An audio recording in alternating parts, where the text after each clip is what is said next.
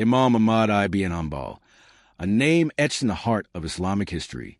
A scholar, a jurist, a muhaddith, and a symbol of patience and perseverance. He was not just a transmitter of hadith, but a defender of truth, who endured trials with unmatched courage.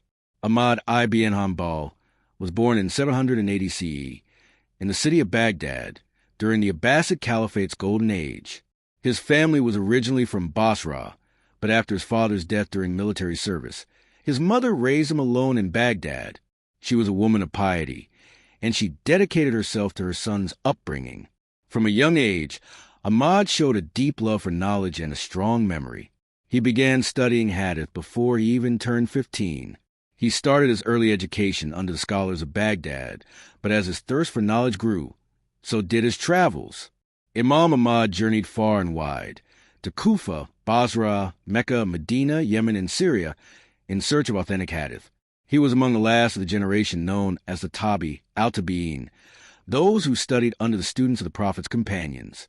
Among his most influential teachers was Imam al-Shafi'i, who greatly shaped his understanding of Islamic jurisprudence. But unlike many scholars who focus primarily on legal theory, Imam Ahmad devoted himself first and foremost to hadith, memorizing, analyzing, and verifying tens of thousands of narrations. His most famous work is the Musnad of Imam Ahmad, a vast hadith collection containing more than 30,000 narrations. What made his Musnad unique was that it wasn't organized by topic, but by the companions who narrated from the Prophet Muhammad, peace be upon him. It remains one of the most important hadith compilations in Islamic scholarship. But Imam Ahmad's legacy was not built on scholarship alone. It was forged in the fires of a trial known as the Mihna, or Inquisition. During the reign of Caliph al-Ma'mun, a dangerous belief spread in the Abbasid court that the Quran was created and not eternal. This view, heavily influenced by the Mu'tazila sect in Greek philosophy, was enforced upon the scholars. All judges, teachers, and imams were forced to declare that the Quran was a created object. Many scholars submitted, fearing punishment, torture, or even death. But Imam Ahmad stood firm. He refused to say the Quran was created, insisting instead that it was the uncreated word of Allah, as believed by the early generations of Muslims.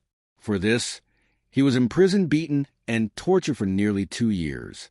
Chains were wrapped around his body. He was whipped until he lost consciousness.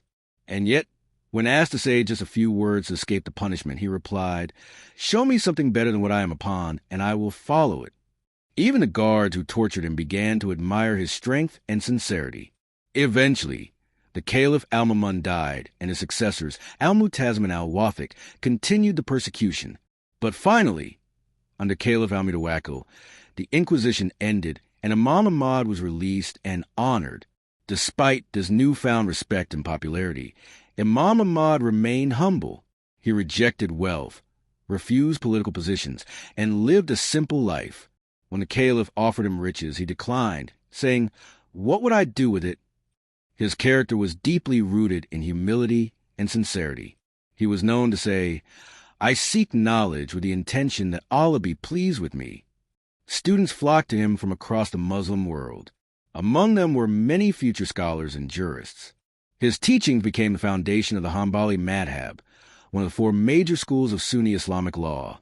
The Hanbali school is known for its strong emphasis on the Quran and Sunnah, and its cautious use of personal opinion in religious rulings. Imam Ahmad lived through 4 caliphs, faced brutal oppression, and yet emerged as one of the most respected scholars in Islamic history. He passed away in 855 CE at the age of 77. At his funeral, hundreds of thousands of people attended. Streets overflowed. People cried, prayed, and praised a man who had become the voice of the truth in a time of confusion. Even his former opponents admitted his greatness. Today, Imam Ahmad is remembered not just for his knowledge, but for his unwavering faith. He showed the world that a scholar's duty is not just to teach, but to stand firm when the truth is under threat, no matter the cost. He once said, "If the scholars are not firm in the face of falsehood, then who will be?" Imam Ahmad ibn Hanbal, a scholar, a reformer, a man of the Quran and Sunnah, continues to inspire generations with his courage, piety, and relentless pursuit of truth.